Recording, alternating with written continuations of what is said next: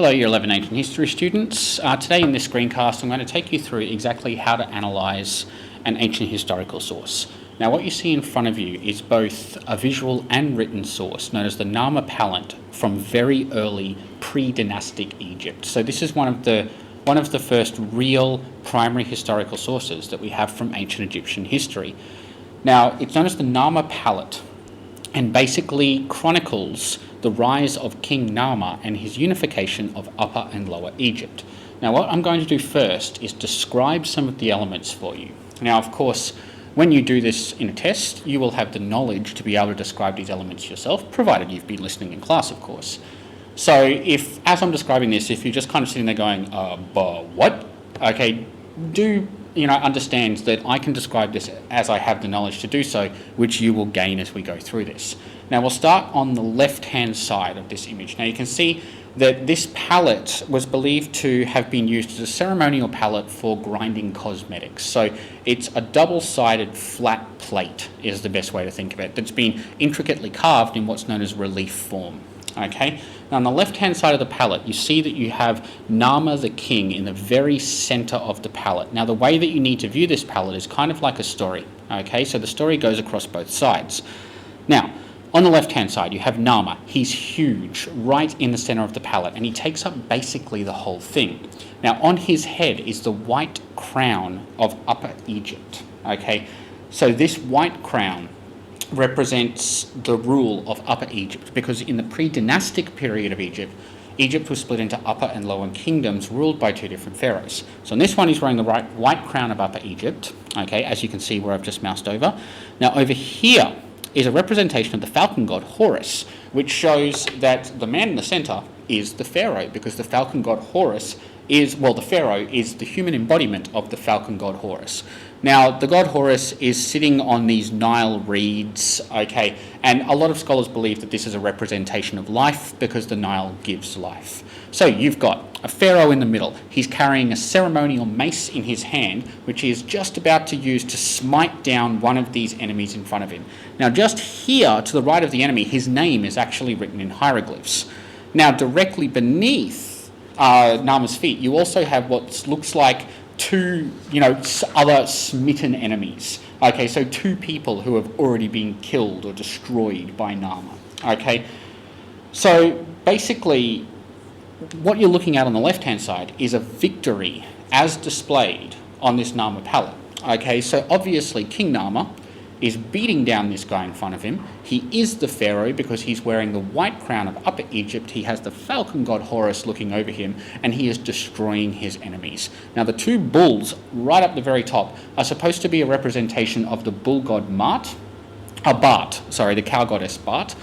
And some people think the fact that they've been shown as two face-on, which is very rare in Egyptian art, that it could also be a sign of the king's strength and virility. Okay. Now, if you're wondering what the guy is to the left of the king, he's the king's sandal bearer. Okay, so he's basically, walking along behind the king to make sure the king's always, got his sandals ready, things like that. Okay. Now, on the right-hand side, at the very top, so you've got the bull's heads again, but we'll ignore those for now. And if you're wondering, the thing in between the bull's head is the hieroglyphs of King Narmer's name.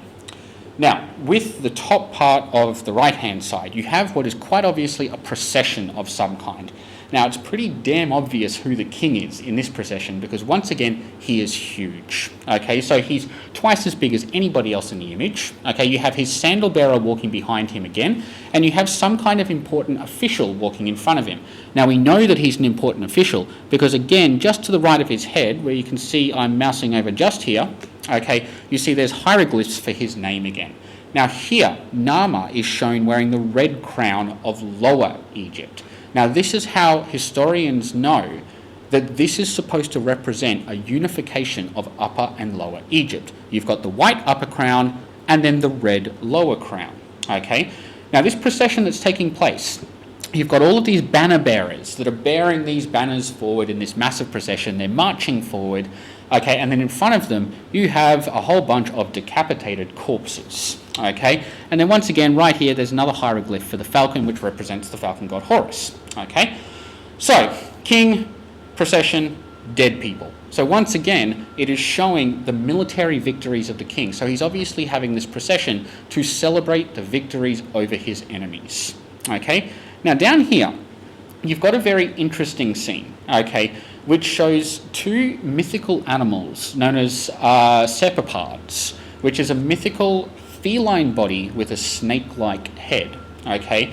Now, both felines and snakes were heavily featured in Egyptian mythology and also Egyptian art. Now, you can see that the felines have these snake heads intertwined, and they're kind of being wrangled. You know, they're being made to intertwine by these two people to their left and right. Now, what most people assume that this is saying is that it's saying the unification of Upper and Lower Egypt. The two heads are being unified. They are intertwining together. And then once again at the very bottom, you have the representation of the bull, which could be a representation of the god, or a representation of the strength of the pharaoh. Now, he's crushing his enemies beneath his feet. Once again, you can see down here there's a crushed man. And then it's hard to see, but he's also ramming his head against the walls of a city. Okay, so again, this is showing the military victories, the military victories of Narmer as he unifies Egypt. Okay, now I'd like you all to have in front of you, if you have it handy or open up on the net, the PDF file called Evaluating the Worth of Sources. Now, there's a number of questions you need to ask. So what I've just done, essentially, is just said, this is what the source is showing us. Once you've figured out what the source shows you, you then need to start analysing it. Okay, so we know what the source is about. Now we need to figure out a whole lot more. So firstly, what is the purpose of this source? Now, the purpose is really obvious here. It's propaganda. Okay, it is showing the King Narmer or Pharaoh Narmer in such a positive light, and his enemies would, see this image of him being presented and be like, oh, yeah, don't mess with Narmer. While his supporters would see this image and be like, wow, we have such a great pharaoh. So pure and simple, this is ancient historical propaganda. Okay, now is it true? Nobody actually knows. Okay, and this is one of the problems with ancient history, is that this happened so long ago, nobody is really sure if this is the truth, if this actually happened, or if these are just propaganda events to make the king look good. Okay? Now, is it biased? Yes, yes, and yes. This is a massively, massively biased source. You could pretty much not get anything that is more biased than this. It shows Narmer's enemies as being weak and pitiful and defeated, and it shows Narmer as being this massive, all-powerful god king, which is, of course, what it wanted to show. Okay, so it's obviously massively positive and supportive towards Narmer. Okay, it shows no critical elements of Narmer whatsoever, because this is a celebration of everything good about Narmer, and obviously it displays his enemies as being pathetic, useless, so it is highly critical towards his enemies. Now, the time frame that this was put in. So obviously, this is pre-dynastic Egypt. This is ancient Egypt that we know very little about compared to the later Middle and New Kingdoms of ancient Egypt. So the time frame, obviously a good thing about this is it would have been carved at least approximately around the time of when King Narmer was ruling. Okay, now we don't know for sure when it was made. All we know is that it's 31st century BC. Okay, but the time frame would be contemporary to the rule of King Narmer, okay, which at least gives it some credibility. Now, the big one, is it reliable? Okay, firstly, we don't know if these events took place. So firstly, we can say straight up that this is unreliable, but that's not because of the source, it's because of the fact that we have very limited information surrounding the source. So we cannot call this source reliable. Now, firstly, is it honest? Probably not. Because let's face it, Narmer probably wasn't a huge, all-powerful, all-conquering god king. Okay? Is it dishonest? Well, yes and no. He may have had these victories. He may not have. We're not sure. Does it exaggerate? Absolutely. It is so ridiculously exaggerated. Okay? Now, reliability for this source is pretty clear. It's an unreliable source, but it can tell us at least a little bit about the time period of pre-dynastic Egypt. Now, the representativeness.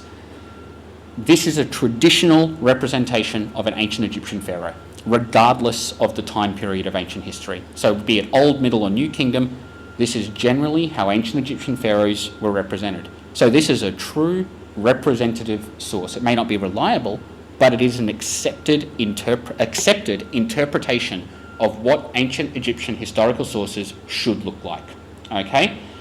Now, it is controversial because nobody really knows the true history behind it because there's just that much limited information. Okay? But it is definitely representative of a true ancient Egyptian perspective at that period in time. So, is this a good source? That's the big question. Now, yes, it is an excellent source. Okay, it tells us that there was a pharaoh named Narmer. Okay, that he did have at least some military victories, and he was pharaoh of at least Upper and Lower Egypt for a period of time. Okay, so it does tell us that much, and that much is an undisputed fact. So this is a good source. Now, when it comes to the propaganda element of this source, who knows? Okay, we're just not sure. So obviously, he's not that big. His enemies wouldn't have been that small. There's no mythical creatures.